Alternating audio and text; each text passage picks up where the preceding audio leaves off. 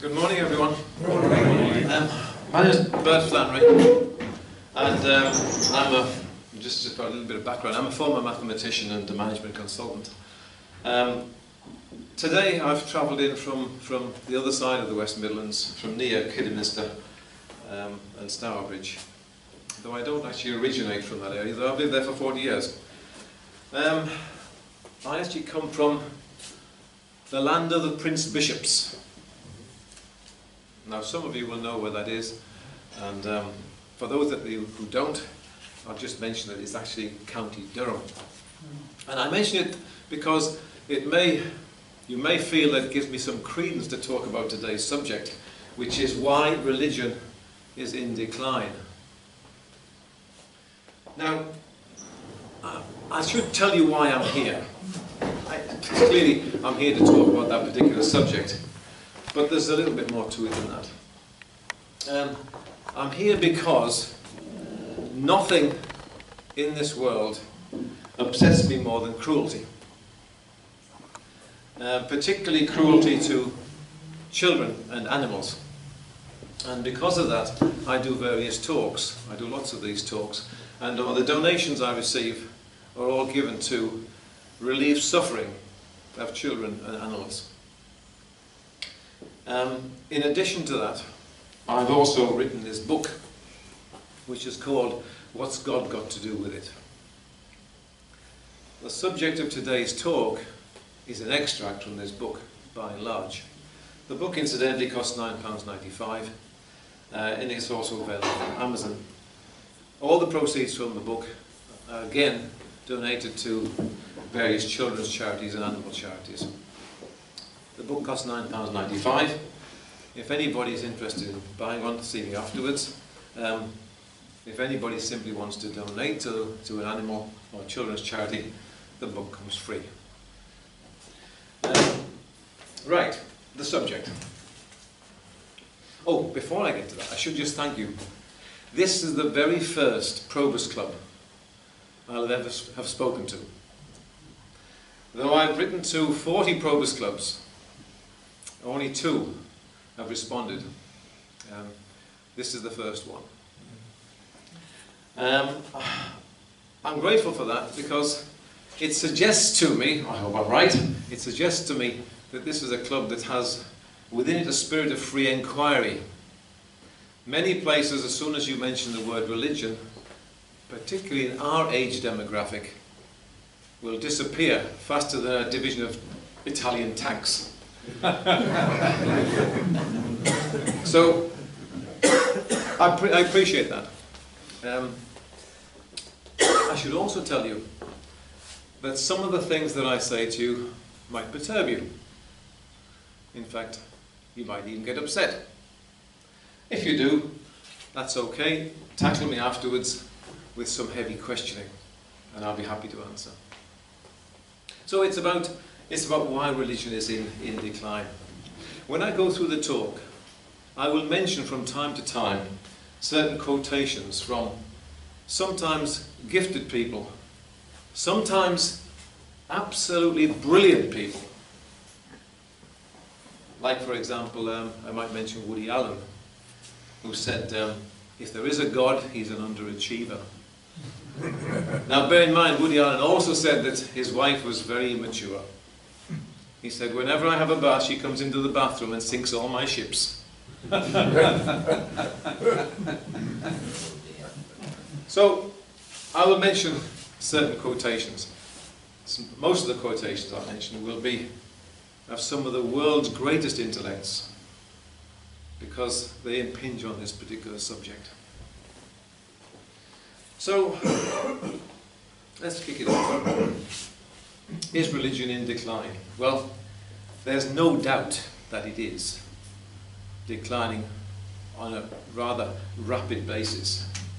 I was on a radio program with the Bishop of Shrewsbury not too long ago, and I mentioned this, and he agreed that in the Western world, certainly, it is very much in decline. And it doesn't matter which statistics you look at. And I could spend the rest of the time here, I won't do this, but I could spend the rest of the time bombarding you with statistics.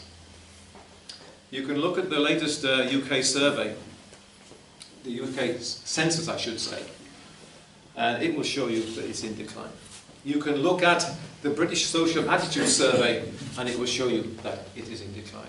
You can look across the water to the United States at the American Religious Identification Survey, and you will find that out of 50 American states, 48 showed a marked decline in religion. With Texas, the heart of the Bible Belt, showing a 20% decrease over the last 18 years. So, there's no doubt about it. I mean, it's not even an issue anymore to discuss it in that sense. We know it's in decline. We know that the latest article in the Telegraph, I think it was actually last year, there's one coming up again this year, said that only religion plays a role in the lives of only 33% now of the population, with 25% actually thinking that religion does harm. And in terms of qualitative evidence, of course, you probably know already that in 2013, the Girl Guide movement removed God from their promises. They now say, to be true to myself and my beliefs, and as soon as you say that, you become more inclusive, because you can quite easily accept then a Buddhist child, a Hindu child, a Muslim child, a Jewish child, and so on and so forth. You can do all that. So there's no doubt that that's what's happening. It is in decline. Of course, we want to discuss today why it's in decline. Perhaps before we get to the real meat of it, I should also tell you that it's a lot to do with faith, of course. And a great philosopher and writer, François-Marie Arouet, otherwise known as Voltaire, said many years ago that faith consists of believing when it is beyond all power of reason to believe. And of course, there's a great deal of truth in that. Indeed, the primary priest of the Protestant Reformation, Martin Luther himself, who was originally a student of philosophy, said, reason is the enemy of faith. The two things, reason and faith, are immiscible. They are at opposite ends of the spectrum. Indeed, inside, speaking metaphorically, inside every one of us, there is an imaginary set of weighing scales. And on those weighing scales, you have faith on the one side and reason on the other, and they're trying to counterbalance. And for some people, the faith outweighs the reason heavily, and for others, the reason outweighs the faith very heavily. What's happening now, on the basis of what I've told you, is that reason is taking over. In some countries, it's very heavily taken over, and in others, it hasn't quite yet. But the move is inexorable. There's no question about that. The most irreligious countries in Europe are Sweden, Estonia, and the Czech Republic, where only 15% of the population believe in God. In the United Kingdom, it's hovering around the 50% mark, but you can be absolutely certain about one thing, that by the time the next survey comes, the next census comes around, in about 2020 or 2021, the balance will have shifted considerably further, with reason outweighing the faith. That's what's happening. It's a peculiar thing, is belief. A very peculiar thing. There was a group of nuns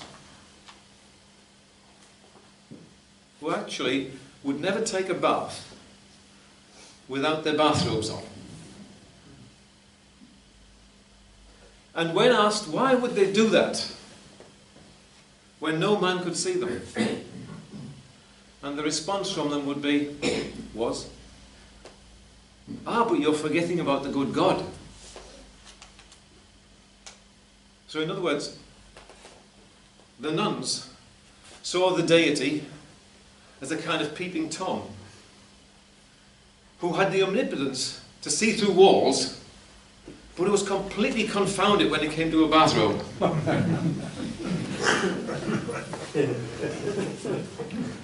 It's a very peculiar thing, this belief. The great British philosopher and mathematician Bertrand Russell, when he wrote a book, met one of the chaps who wanted it signed. And the chap said to Bertrand Russell, "I agree with everything you've said in your book, except the fact that you said that Julius Caesar was dead." And Bertrand said, well, why do you disagree with that? And he said, "Because I'm Julius Caesar."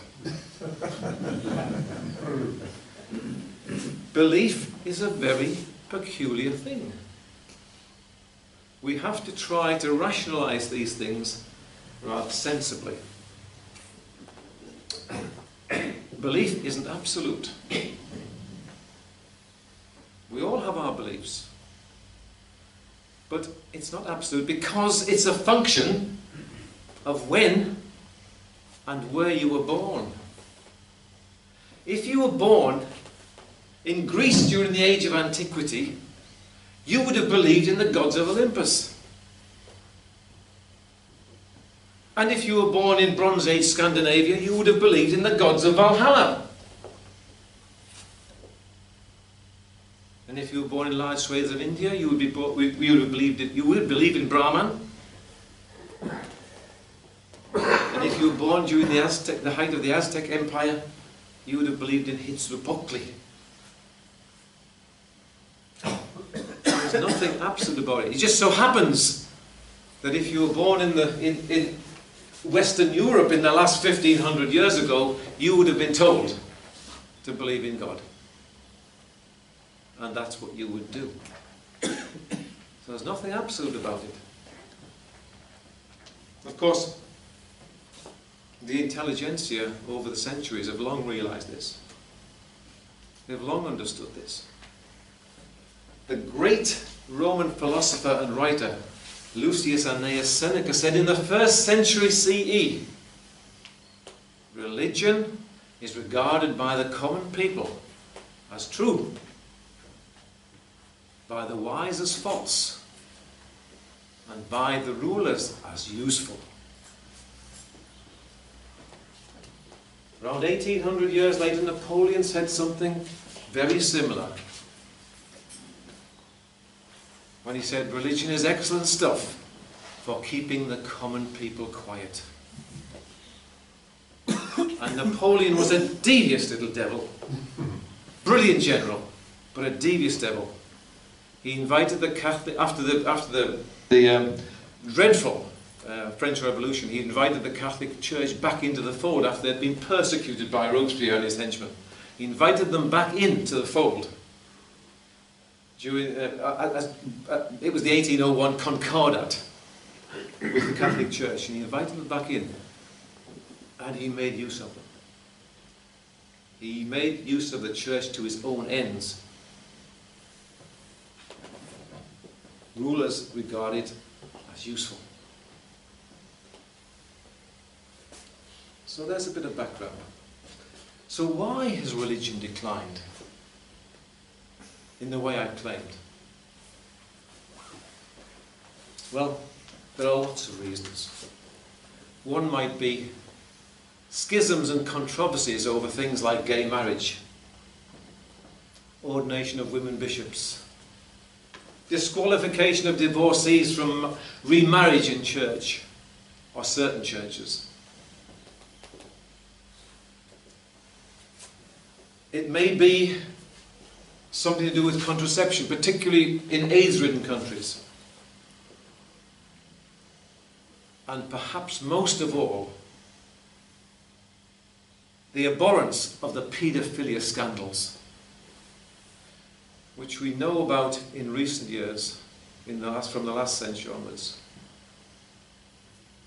but which must have been going on and on and on for century after century it is truly rebarbative. And all these things have had an effect. But that's not the real reason. The real reason is simply this: that when the older generation dies, its unconditional belief is not being conserved or passed on to a younger generation. The religious baton is not being accepted by the younger generation in the same way as we accepted it. Now you might wonder why. Well, the reason is we live in an age of communications, the like of which has never been seen before and perhaps will never be seen again. We now live in an age where 24 hours a day you can have news, debates, opinion, decision making, and you can be part of it. There's never been anything like it, and we have a particular man to thank for that. His name is Tim Berners-Lee, the brilliant British computer scientist who developed the World Wide Web. And he is to be applauded for not seeking to enrich himself by surrounding himself with a wall of patents. No, he made the World Wide Web publicly available. Astonishing when you think about it. Astonishing. You can now get hold of information at an instant. Anything I tell you today, you can go away to your computer, even a phone, and you can check what I've said. You don't have to go to a library. You can check what I've said. Truly astonishing. Tim Berners-Lee has ushered in a new age of enlightenment. And the young people of today embrace this with open arms. They have 1,000 times more information at their fingertips than we ever could have dreamt of. Truly astonishing. I go into schools and I discuss, I'm invited into schools by teachers, and I discuss philosophy and ethics and religion. And a colleague of mine must have addressed about 400 pupils by now. It's an astonishing fact. Only 24 students, these are sixth formers at academies and so on, only 24 out of 400 believe in God. 6%.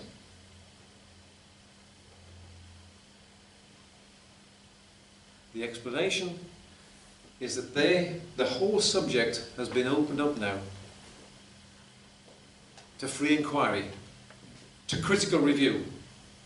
Encouraged, I might add, by none other than the former Archbishop of Canterbury, Dr. Rowan Williams himself, who said quite recently, religious studies should be open and all faiths should be considered, including non-faith. Now that's what's happening now.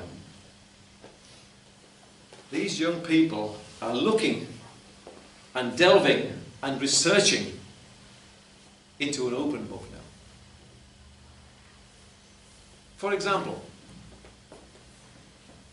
they can just go to their computer and they can type something in, and in an instant they can find that the Earth is 4.5 billion years old. And that the very first single-celled microorganism ever to appear on our Earth was called a prokaryote. And it appeared about 3.6 billion years ago. We know this because of geochemical DNA records and so on. 3.6 billion years ago, the prokaryote. And they also know that almost 2 billion years later, a multi-celled microorganism appeared called a eukaryote. Almost everything on Earth is composed of eukaryotic cells. trees, plants, almost everything. That appeared 2 billion years later. And these young people say to themselves, my goodness, I don't understand this. How can it take an omnipotent deity 2 billion years to go from something that big, relatively, to something that big? How can it take 2 billion years to do that? It's irreconcilable. Of all the arguments that a young person would arraign against the existence of God, it is the argument from time that is the most compelling. Of course, it doesn't stop there. They wonder about the imperfections of the world. War, pestilence, disease, illness, cruelty, predation, murder. So many things. And a young mind can say, what's this about? And they will go in to their computer and they'll find out that, say, Lucretius, the famous Roman philosopher, said, had God designed the world, it would not be a world so frail and faulty as we see. And they wonder about that. And they notice that if the Yersinia pestis bacterium had been just a scintilla more potent, the Yersinia pestis bacterium, which in fact was responsible for the Black Death of the 14th century, had it been just a scintilla more potent, none of us would have been here today. None of us. We'd have been wiped out. As it was, only 100 million people died. Only 100 million. And the young people think about that. 700 million people per annum are infected by mosquito-borne diseases. And 2 million die. And the young person says, well, this doesn't make sense to me. If it suited God's purpose to fill the world with bacteria and viruses that had the power to kill us, why didn't he equip us with a more prophylactic immune system instead of the feeble one that he afforded us? It doesn't make any sense to a young person. Another type on the little computer screen, keyboard rather, to display on the screen something about our great broadcaster, Sir David Attenborough. Dead easy. It's at their fingertips. Sir David Attenborough was asked by a reporter, Sir David, has your 50 years of observing the natural world convinced you in a supernatural creator? To which Sir David replied, well, you know, whenever people talk to me about the natural world, whenever creationists talk about the natural world, they always talk about hummingbirds and orchids and sunflowers and beautiful things. But I, he said, think about the lower worm.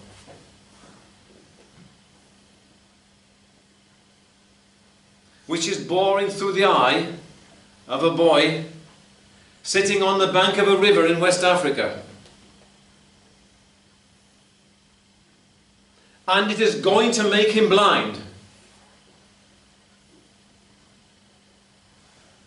And I say to these people, are you telling me that this God of yours,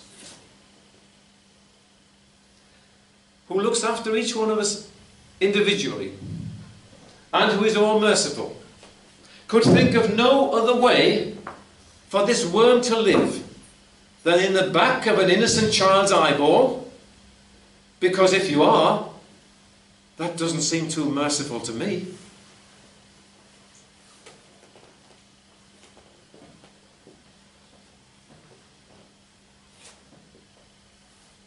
These young people see this kind of thing and they wonder. And they keep asking more questions. They wonder why things are as they are. They go back into history and they learn about great men. They learn about some of the greatest minds in world history. They learn about the great Thomas Jefferson. Thomas Jefferson was a man of towering intellect. Third President of the United States, a polymath, a scientist, a brilliant politician, a writer, an inventor, a horticulturalist, and a consummate theologian who wrote the Jefferson Bible. When President John F. Kennedy addressed 49 Nobel Prize winners at the White House in 1962, not much more than a year before he died, he addressed them by saying, "Ladies and gentlemen, this must be the greatest collection of talent, of human knowledge, ever seen at the White House, with the possible exception of when Thomas Jefferson dined here alone."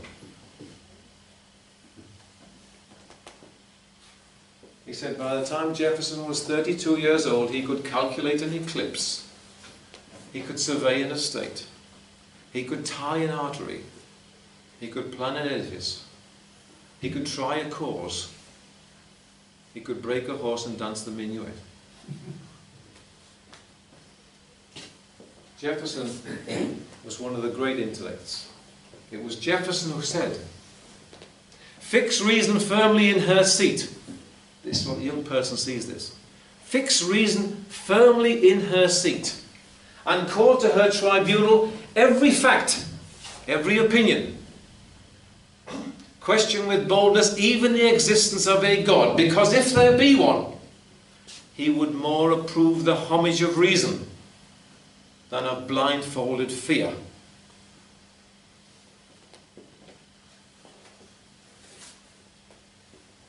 Jefferson also said that there are parts of the New Testament that have proceeded from an extraordinary man, and there are other parts that have been the subject of very inferior minds. He said it is as easy to separate those two paths as it is to separate diamonds from dunghills. And he went on to say that we find the writings of his biographers, meaning Christ's biographers, a groundwork of vulgar ignorance, of things impossible, of superstitions, of fabrications, and of falsehoods. Some of the great minds who have forensically examined the scriptures have come up with similar findings. And the young people see this. Think back to when you were a young person. How could you possibly have learned this? How could you possibly have found out? How could you have found out that Einstein described the scriptures as a childish superstition? How could you have found out that the great Thomas Paine said that institutions of churches were set up to terrify and enslave mankind, whilst at the same time monopolizing power and profit?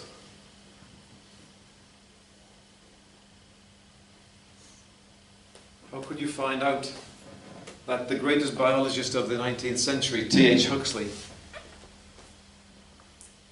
said that the scriptures were founded on legendary quicksand? So these young people see this. And they ask more questions. And they keep asking questions. And they learn that the church was immensely powerful. It gained power from the early part of the millennium, just after Christ's death, the early part there, and it gathered momentum until it had immense power. It's hard to imagine the kind of power that the church had. In the Middle Ages, around 1209, they learn the most powerful pope of all time was known as Innocent III. What a misnomer that was. He saw a kindly Christian sect developing in the southwestern area of France known as the Languedoc, centered around Albi and Toulouse. An ascetic, non-materialistic, kindly Christian sect who were growing in number, numbering at the time around 750,000. And he didn't like their doctrine. So he tried to persuade them to adopt the doctrine of the Church of Rome. But you see, they couldn't, because their version of the scriptures was slightly different to the one that Innocent III adopted. No surprise. There are thousands of versions of the scriptures, from tiny fragments to full works. The Latin Vulgate, which Innocent III believed in, had come through a different route to the doctrine that these people, the Cathars, believed in.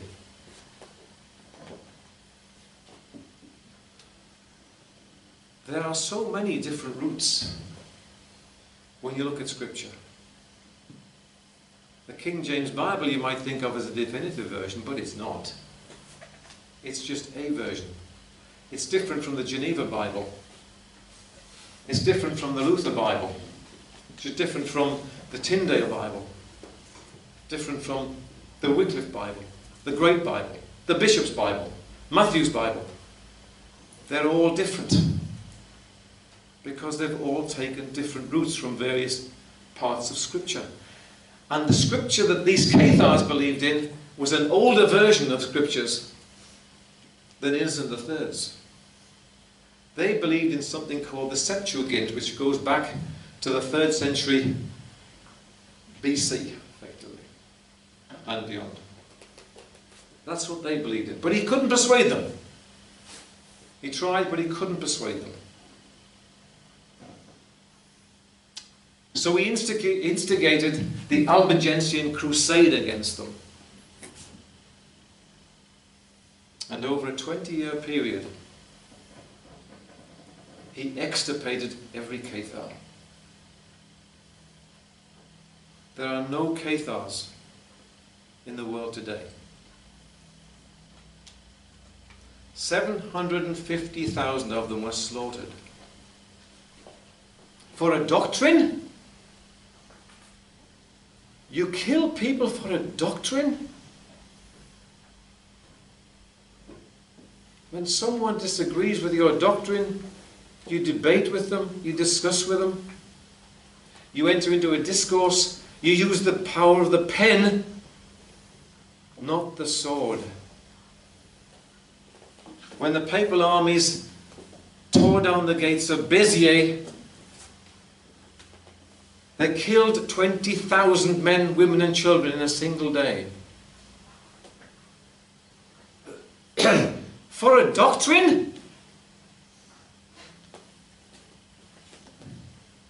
It's unimaginable. And these young people look at this kind of thing and they wonder about it. And they think, it can't be right. It cannot be right because it makes no sense.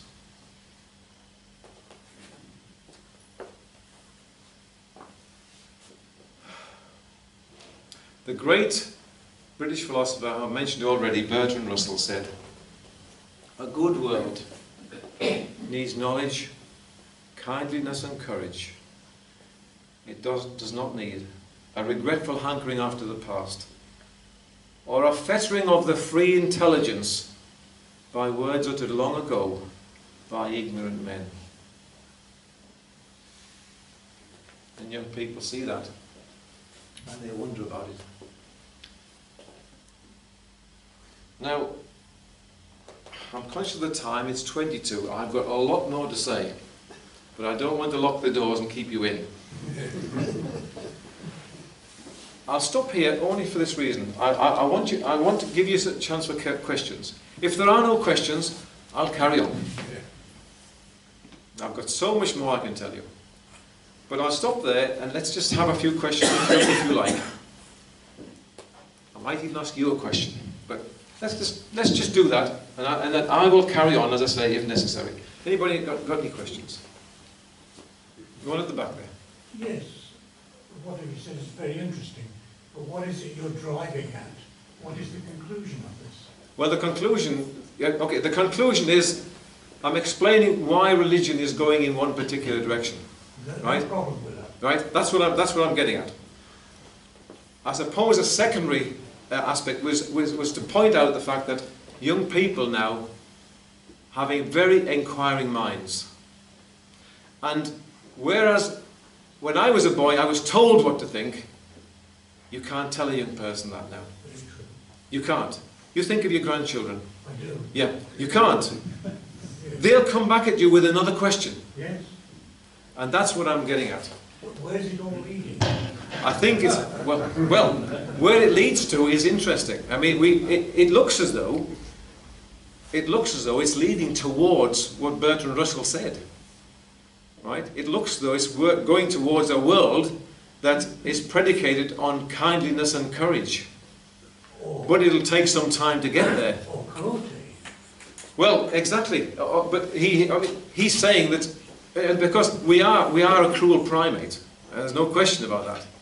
But if you look at the trend, I mean, look at ISIS and this type of stuff now, it's horrific. Yes. But it's nothing like what Innocent III did to the Cathars. I don't know. I don't know. Or if 750,000 isn't sufficient for you, what about the European religious wars, right, between the Catholics and the Protestants, where they believed in the same prophet, and they murdered each other? And do you know how many got killed? 11 million. Okay, let's get beyond all that. Good, good. Beyond all that, because it's history. Yeah. Anyway, it happened. What you're predicating is what's going to happen in the future. Yes. You say they have no, the coming generation has no presence, it has no moral code to hang on to. Well, I haven't mentioned the moral code. You haven't. But if it doesn't have religion, and I'm not advocating religion in any way. No, I understand. But somewhere you've got to have some kind of network. Yes. Which says, look, you don't go there because of that. Now, you can talk to grandchildren because I do. Yeah. And once they don't understand the things we would agree, you can say to them, look, there's a moral code, not a moral code, you call it, there's a code, and we don't do that, and we don't do this because, not because God says you can't do it, it's because it doesn't lead anywhere, it's not useful, it's not universally useful to you. Absolutely. So just don't bother with it. Like, you can tell somebody the moral reason for not telling lies is not because it says in the Bible you shouldn't, it's because it leads to heaven knows where, it just gets complicated and rolls up. And if you're in intelligence, you just don't do it. Exactly, exactly. So really you've got to come to the thing, what is the intelligence that says you don't do it? Well, bear in mind, we've had Homo sapiens itself has had 200,000 years of evolution.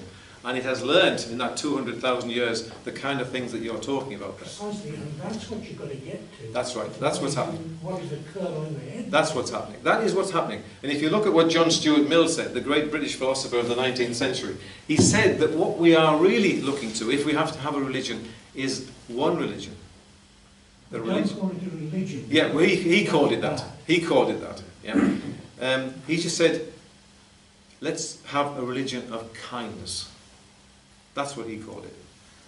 And that's what I think. That's what I think we're moving to. It'll take time. It'll take a long time. But that's my guess.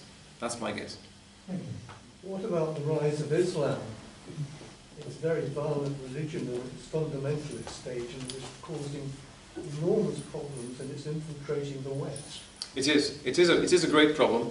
It's a very repressive religion. It's a religion that's based on eschatology. That is terrible things that will happen to you in the next life. Terrible things. I mean, crikey, if you think Revelation is bad in the Christian Bible, just look at the Quran. I mean, it's absolutely horrifying. But I think, and this is an interesting one, the reason that things are moving in the direction that they are moving in is simply education. It's education. These kids in our country who are Muslim are becoming educated. And once they are educated, they will start to move away from that religion, is my view. You cannot tell. Of course, you can go to Pakistan and you can say to an uneducated young child, let's say a 13-year-old, you can tell that child that Muhammad flew from Mecca to Jerusalem on a winged horse in the blink of an eye. And when he got there, he took out a ladder. And he climbed up that ladder through 7 heavens to have a word with God. You can tell a young Pakistani child who's not educated that. But you try telling a British child who's been educated the same thing. You will have much more trouble convincing that young child. That's what's happening. What about the doctors and lawyers that are going as jihadists in the IS? Yes. Thankfully, they are. And you know as well as I do that life is full of extremes. Life has a rich tapestry, a very wide spectrum. They're at one end of that spectrum. Thankfully, if you look at numbers, they are still relatively small. Relatively small. It's a bad thing. It's relatively small. They are educated. But it goes against your argument of people that are educated. Not really. Not really. It doesn't go against the argument. I'm talking about a correlation here. I'm not talking about a law. I'm not talking about a rule. I'm not talking about something absolutely steadfast. I'm talking about a correlation. And massive studies have been done. The latest one in 2013 was the University of Rochester in New York State, which showed that there was a very marked correlation between educational achievement and religiosity. The more educated you are, the less likely you are to be religious. That is a correlation. It is not a law. The Archbishop of Canterbury is a very, very clever man. He sits in a different part of the graph. But in general, the more educated you are, the less likely you are to be religious. That is a fact. Doesn't that answer your question? Sorry? Why is there a decline in religion? Yes. Because of education. Exactly. This is it. That's exactly it. Educated people look for facts. Exactly. That is exactly the point. Facts about God. Yeah. Where do you find the facts on the internet, on your computer, about the facts of God? Oh, there's loads of them. Heaps of them. Just go in and have a look. Go in and have a look and you'll find the argument from time. You'll find the argument from evil. You'll find the argument from beauty. You'll find the argument from revelation. It's all there. And these kids find it. But the decline in education is due to, religion is due to the advancement of education. Oh, of course it is. Because people research. Because they think and they research. They think and they research. And of course, I'll come to you a second. There is one other factor. It's a two-pronged attack on religion, if you wish. One is education, and there's no doubt about that. And the church has always been frightened of education throughout the centuries. Right? I mean, they persecuted Wycliffe himself because he wanted a vernacular English Bible. They didn't want that. The other factor is the syndrome of the emperor's new clothes. Nowadays, 150 years ago, nobody would have said anything. If there was, Charles Bradlaugh, the famous first MP who was an atheist, he had a hell of a time. Nowadays, there's no problem. People get on the TV and say, I'm an atheist. Ed Byrne says, I'm an atheist. Jenny Bond, the royal correspondent, says, I'm an atheist. Lowry Turner, the presenter, she was on TV recently. She said, I was a Catholic. I'm not. I'm an atheist. I don't believe this. I don't believe. I'm sorry. I don't believe that during the service of the Eucharist, that the wine and the bread turned actually the blood and flesh of Christ. I don't believe it. I'm sorry. I don't. People now get up and say this because they're not afraid to say it anymore. This is the syndrome of the emperor's new clothes. The little boy says, hey, hang on a minute, the emperor's got no clothes. And then everybody realises he hasn't got any clothes. And that's what's happening with religion. People are realising it doesn't have clothes. So it's a two-pronged attack. Sorry, I promise you. You always use the word religion when, to my mind, you're talking Christianity. Yeah. And I'm not sure you can draw a parallel and say it's happening in all religions, because I agree with you, there is a decline probably in Christianity. But when you look at Islam, and I was just reading in the paper yesterday, there's a drive in France at the moment to double the number of mosques in France, because they say they're getting so overcrowded. Yes. Well, that's a religion, but you can't say that's in decline. It probably is, actually. But look, you see, you can get the wrong impression by this. If you take the UK, if you invite a million Muslims into the country, they come in and they have to have somewhere to worship. And they haven't got enough mosques. So they build mosques. And you have the impressions that the mosques are full to bursting. Well, they're bound to be, because we just invited that many people in and there was nowhere for them to worship. In time, I believe, extrapolating, that the mosques will empty as well. That's what will happen. I had this discussion with a Rotarian group quite recently, and a young man said to me, yes, you're right, he said, it's already happening. Where my mother lives, he lives among Muslims, he says, the Muslims who are going to the mosque are the older generation. The young kids aren't going. They're not going. When the older generation moves on, they'll be replaced by a younger generation who doesn't go to the mosque, and they will empty. That's my view. A lot of them going to Syria at the moment, by the mosque. Again, if you actually factually look at that, it's a small number in relation to the ones that are still here. Very small number. Don't get a distorted impression of that. It's deplorable, but let's not distort the impression. Sorry. You've asked an awful lot of questions. Yep. And you've said that the young ask an awful lot of questions. Yes. And it's the answers that we give that are absolutely vital. I want to make a case for God this morning. You've talked a lot about religion. Jesus had a lot to say about religion and those who, as you talked about earlier, the immense power that was created for the church and was abused by the church. The immense power that is gained by people who abuse power. We are all fallible. Every single one of us is fallible. There's no one who is perfect. We all make mistakes. And it is people who have made most of the destructive powers, the destructive forces, the errors that you have talked about this morning. Most of the things that you have mentioned are the failings of people. To my mind, the Bible and the New Testament talks about a loving God, one loving God in the whole world of all people, who loves people and came to the earth in the person of his son Jesus, who died. He didn't kill. Everyone is expecting a great leader to come and kill and remove the Romans, remove oppression. He came and he died for God, for faith, for us, and preached the gospel of love and forgiveness for all people. And that is the only hope for mankind. And that's the case I want to make this week. Yeah. Let me ask you a question. You say God is love. I'm going to ask you what a young person asks me when I talk to them in schools.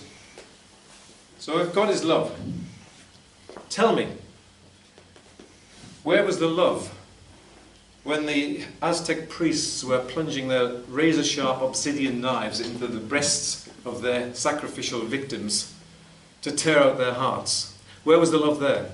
Where was the love when the young woman took a child by the hand and led it to the gas chambers of the Holocaust? Where was the love there? Tell me, where was the love? The love is from God. The error and the cruelty comes from man. Where was the love when these people were being slaughtered? There were plenty of people in those situations who gave their lives willingly for other people. And that is where love comes from. That's the sacrifice of God. What people are... God's been sacrificed. There are a lot of very cruel people around, and I am as concerned as anybody about ISIS, about Muslims. They're all doing things. We, as the Crusades, likewise, all did things in the name of religion. So you think God was being loving when that was happening? God loves us. The people are not... How do you know God loves us? How do you know? It's not God who makes people do that. God is a loving God. It's the people. Who told you he's a loving God? This is what I'm asking. Kids are asking me these questions. Who tells you he's a loving God?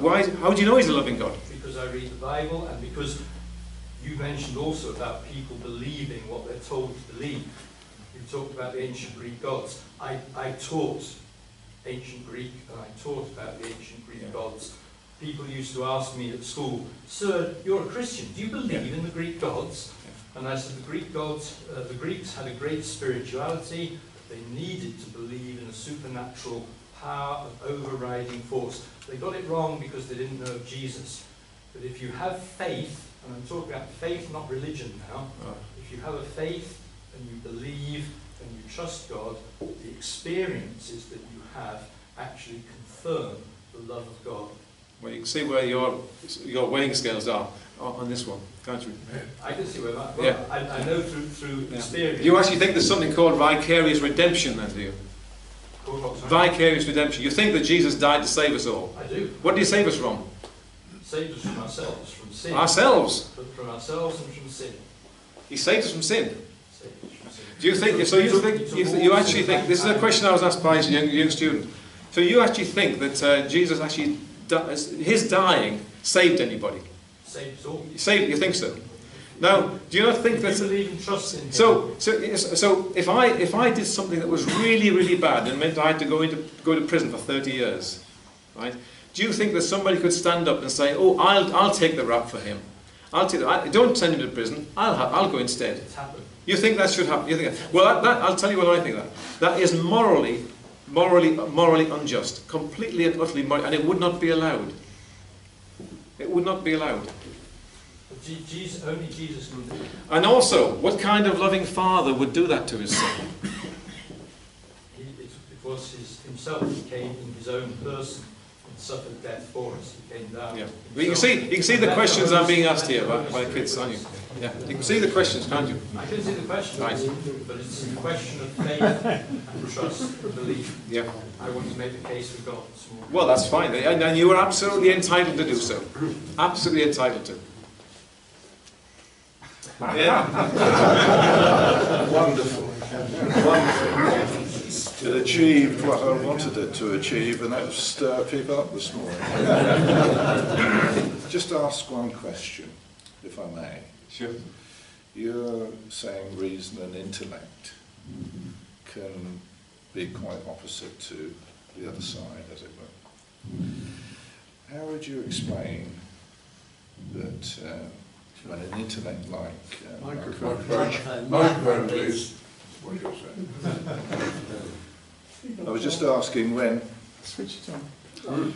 Just asking when an intellect like Malcolm Muggeridge, who was really a modern-day Paul, he persecuted the Christians quite savagely on television and radio and all those sort of things.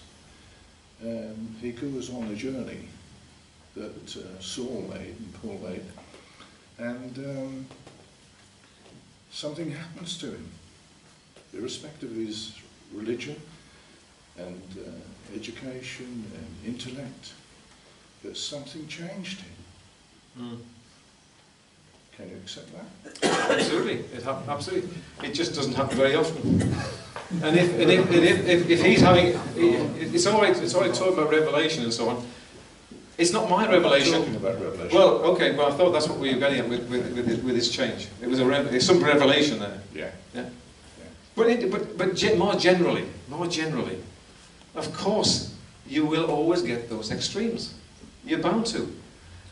If you look at the elite of the American educational system. But reason, I'm asking you, you know, I mean, you've obviously got a very fine intellect. Yeah, and you've thought a lot about things. But something happened to this guy. Well, his brain. He thinks it happened. Oh, a solution. He thinks it happened. He thinks it happened. How else do you explain these things? There's a lot of people see that are under this illusion. My evidence would suggest that, yes, probably Christian attendance in this country is in decline. Oh, tremendously, yeah. Yes. But you go to Africa, Yeah, exactly. and it's on the increase. Which is the point coming back to the education. If you look at people out there, bewildered, uneducated and poor, and that's where it has a chance to flourish. Yes. But in the Western world where they're not uneducated and they're not poor, then it has less of a chance. But you will always find those people. Dr. John Lennox, a brilliant mathematician, he believes in the virgin birth. He believes in the resurrection. If you say to, and of course there's John Polkinghorne as well, another brilliant scientist, but also a man of the cloth. If you say to them, but look, you believe in the virgin birth, but that's only one virgin birth of many, many virgin births in religious history. Heaps of them: Mithras, Attis, Sargon, Heracles, Perseus. There's heaps of them. I had this, a vicar said to me from the back of the hall, I believe in those things. I said, you believe in the virgin birth of Christ? He said, yes. I said, do you believe in the others? He said, no. You know, he didn't even see the irony of it all. So there are brilliant men, like that chap over there. He believes. I said at the very beginning, belief is a very strange thing. Polkinghorne is brilliant. Lennox is brilliant. They believe. There's nothing wrong with that. They won't do anybody any harm. But the fact of the matter is that only 7% of the American Academy of Scientists believe in God. Only 7%. They are the elite of the American educational system. That proves the point, I think. You have to believe in cliches. Beauty is in the eyes of the beholder. Exactly. Exactly. I think we should just say thank you very much.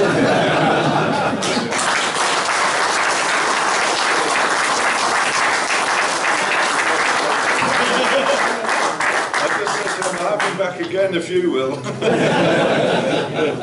But thank you very much. God willing. Absolutely brilliant.